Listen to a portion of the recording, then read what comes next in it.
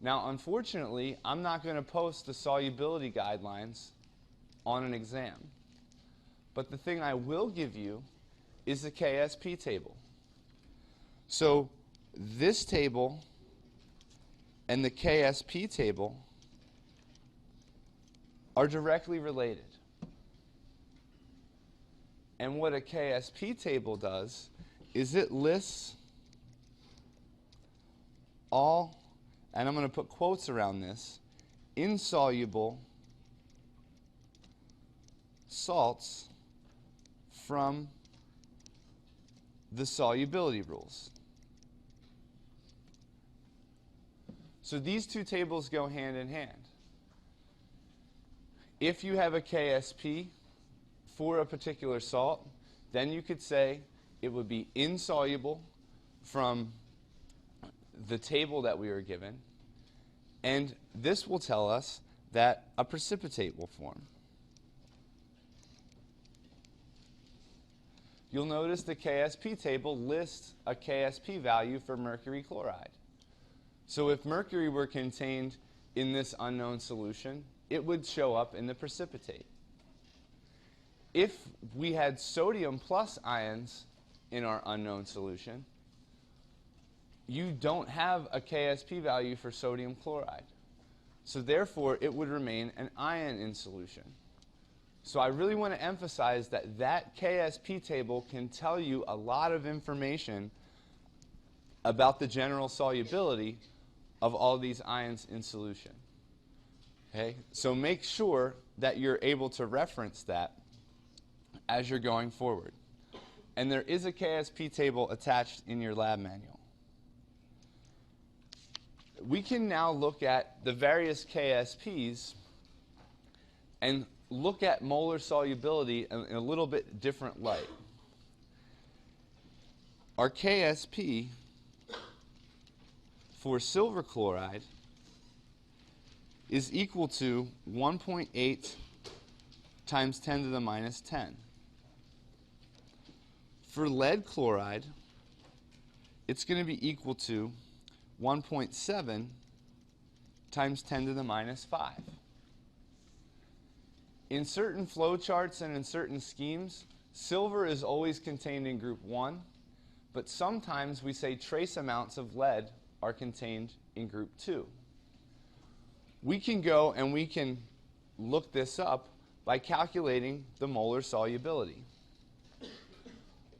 You're going to be using 4 milliliter test tubes in your particular experiment. Okay? They're about, this tall, about the width of a pencil. By the end of the qualitative analysis lab, you'll have a great indication in your mind of exactly what the volume of 4 milliliters will look like. Okay? You're going to be using these things over and over and over again.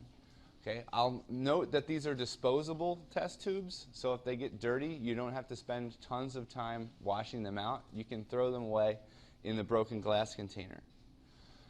So if we look at the molar solubility, I'm not going to write out the ice table to save time, but we could write an ice table for silver chloride.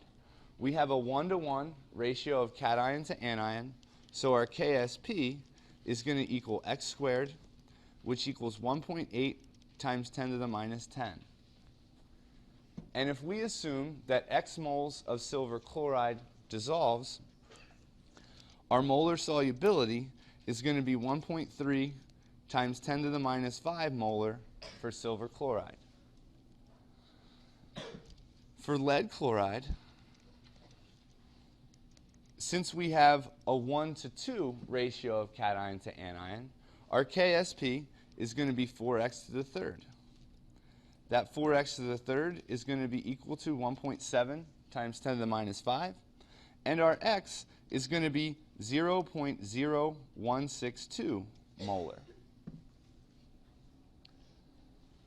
So a lot of the times I like to kind of take a step back and say, what does this mean? What does it mean for the fact that the silver chloride has a molar solubility of 1.3 times 10 to the minus 5, and lead chloride has a molar solubility of 0.0162? in terms of what you guys are thinking in your mind, I don't think that you have a great grasp of the difference between those two concentrations and how drastic or how close this could be. What we typically think in our minds, though, is an amount in grams that I could dissolve in a particular volume of solution. So what we can do is we can go through and do a calculation, and we can look at the amount in grams that will dissolve per 4 milliliters of each of these substances.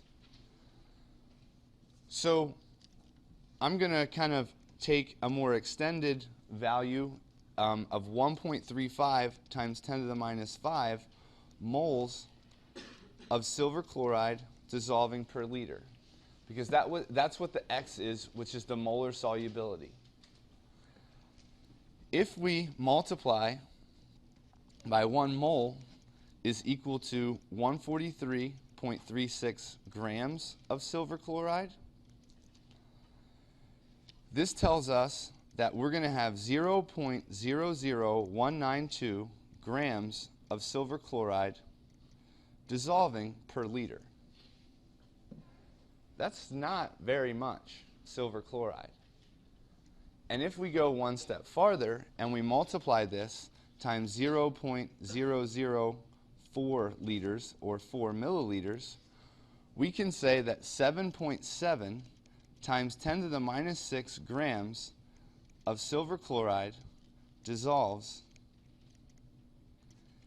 in 4 milliliters of aqueous solution. Let's think about this value for a second. If I told you to go into the lab and weigh out 7.7 times 10 to the minus 6 grams of silver chloride, how would you do it? Do you think that would be an easy task or a tough task? It's going to be really tough. Our balance doesn't even go to that many decimal places. So this is why, in certain respects in Chemistry 121, we say that silver chloride is insoluble, because it's really, really tough to measure 7.7 times 10 to the minus 6 grams in 4 milliliters. So silver chloride, in most respects, we can say is not really going to dissolve much at all. If we compare that to the lead chloride, we have 0.0162 moles of lead chloride that dissolve per liter. We can use the periodic table to determine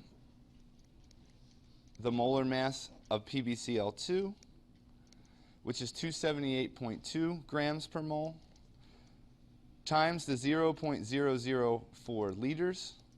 This gives us a value of 0.0180 grams of excuse me, of lead chloride that dissolved in 4 milliliters of aqueous solution. So in terms of the values that we calculated, the lead chloride is an easy measurable mass, but the silver chloride is going to be much, much smaller. So for this reason, for the difference in solubility, is that this is why lead 2 plus is sometimes included in group 2,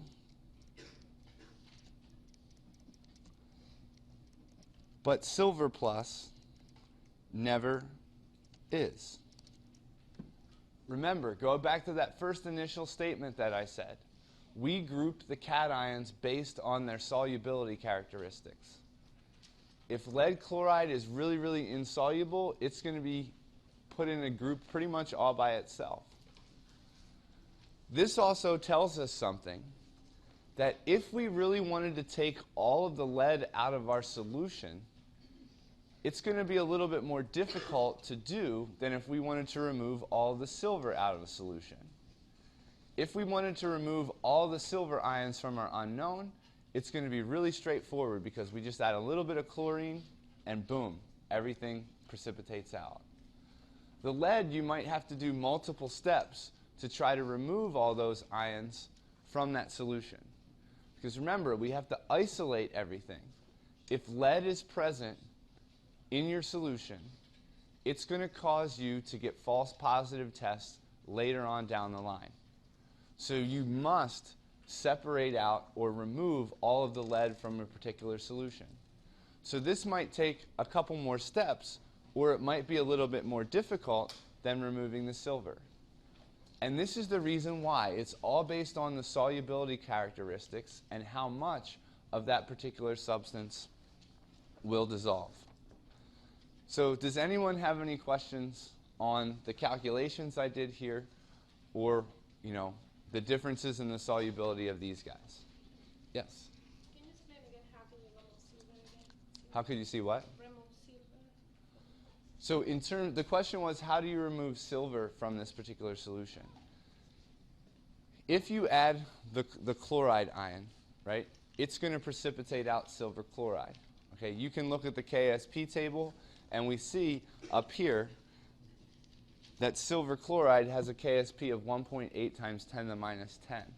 Okay, that's very, very insoluble, so you're going to be able to remove both of them out at the same time. We'll go through in a little bit more detail then how we have to separate those two. No, it's when you're using these qualitative analysis schemes, it would be great if we could take a solution, we could just remove the silver and then do a test for that. Then it would be great if we could go and we could just remove lead and then do a test for that. Then we're going to just remove nickel, then just remove copper. But the chemistry doesn't work that way. We have to come up with a more elaborate and a more detailed scheme in order to do that. Okay? In an ideal world, yeah, it would be awesome to just take this solution and remove the ions one by one. But unfortunately, I didn't make the rules in this ideal world, and we have to come up with some observations first and then start looking at the rules. Okay? So unfortunately, we can't isolate silver just by itself, but we can eliminate or isolate silver and lead and then separate those later. Okay? And I'll talk about how to do that here in a second.